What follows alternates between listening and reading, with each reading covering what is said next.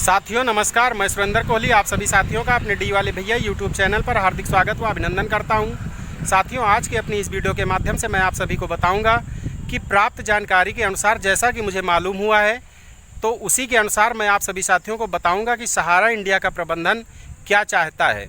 तो साथियों, इसकी पूरी जानकारी के लिए बने रहिए हमारी पूरी वीडियो में। अगर हमारी वीडियो पसंद आए तो इसे शेयर लाइक कमेंट जरूर कीजिएगा एवं सभी नए साथी लोग सब्सक्राइब करके बेल घंटी आइकन को ऑल पर जरूर लगा दीजिएगा ताकि हमारी समस्त वीडियो का नोटिफिकेशन आप सभी साथियों को हमेशा सबसे पहले मिलती रहे।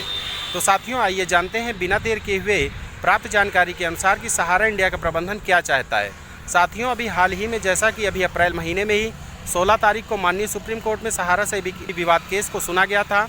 उसके बाद माननीय सुप्रीम कोर्ट ने तुरंत ही एक हफ्ते का टाइम लेकर के 23 अप्रैल को उसकी डेट लगा दी थी। जो भी इस मामले से जुड़ी 12 पार्टियां हैं उनको उनसे रिपोर्ट पेश करने के लिए कहा गया था, लेकिन जो भी 23 तारीख को मामला सुना गया सहारा से भी विवाद, तो उसको इन्होंने 3, 4, 5 सितंबर बढ़ा दिया गया है। 3, 4, 5 सितंबर को बढ़ा दिया गया माननीय सुप्रीम कोर्ट के द्वारा। तो लेकिन साथियों बड़ी विडंबना है कि इतना लंबा समय इसके बारे में ले लिया गया। तो साथियों, उसी के बाद 23 अप्रैल के बाद प्राप्त जानकारी के अनुसार जैसा कि जानकारी मिल रही है कि सहारा इंडिया के प्रबंधन की बैठक भी हुई है, लेकिन सहारा इंडिया प्रबंधन ये चाहता है, सहारा इंडिया प्रबंधन की जो बैठक हुई है उसमें ये बात निकल कर आई है या आगे जो भी और अच्छी बात निकल कर आएगी उसकी जानकारी मैं आप सभी साथियों को ज़रूर दूंगा। लेकिन बस थोड़ी जानकारी ये निकल कर आई है माननीय कि कई लोगों के द्वारा कि सहारा इंडिया प्रबंधन चाहता तो है कि मैं अपने निवेशकों का पैसा दे दूं, अपने 12 लाख एजेंटों को फिर से रोज़गार दे दूं और अपने कर्मचारियों को पुनः उसी प्रकार से नौकरी दे दूं। लेकिन सहारा इंडिया प्रबंधन चाहता है, लेकिन कि कानूनी अड़चनों में वो फंसा हुआ है। वो चाहता है कि मेरी सभी संपत्तियां बेच करके सभी को पैसा दिया जाए।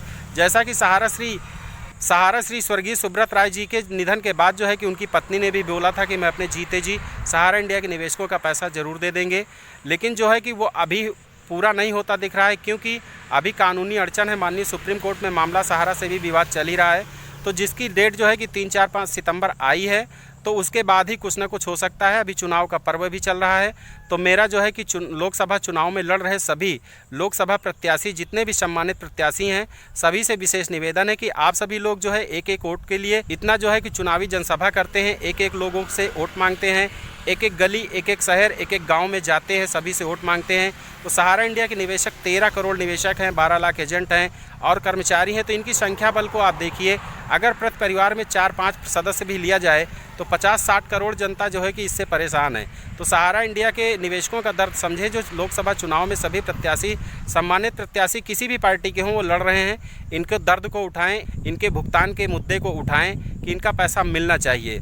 तो साथियों, कि अगर प्रत्याशी लोग भी इस बात को उठाएंगे, उनके दर्द को समझेंगे, तो कुछ उनका भी भला होगा, लोगों का भी भला होगा। माननीय सुप्रीम कोर्ट से, माननीय सेबी से, सीआरसीएस से, सहारा मैनेजमेंट से, माननीय केंद्रीय गृह मंत्री श्री अमित शाह जी से, माननीय देश के प्रधानमंत्री श्री नरेंद्र मोदी जी से विशेष निवेदन है, सहारा इंडिया के निवेशकों का दर्द समझें और उनके भुगतान करने की कृपा करें। विशेष करके तो माननीय सुप्रीम कोर्ट से निवेदन है कि कम से कम इनका दर्द समझें और इनके भुगतान करवाने की कृपा करें।